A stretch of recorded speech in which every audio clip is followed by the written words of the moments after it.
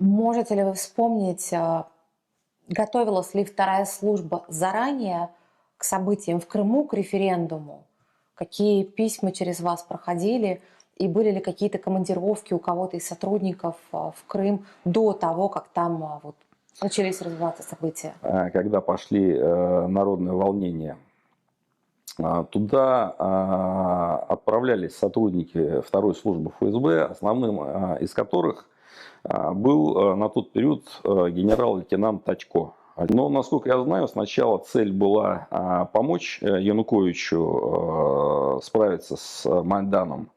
В частности, посредством направления туда боевиков организации «Оплот», на тот период спортклуба.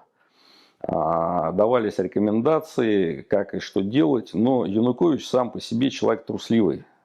И он пытался быть для всех хорошим, наверное. Я не знаю, что им руководило. Он то отдавал приказы на разгон, то возвращал обратно сотрудников спецподразделения. В итоге он нигде не удержался. Но когда все уже поняли о том, что Янукович не усидит, было принято решение о том, что мы забираем Крым.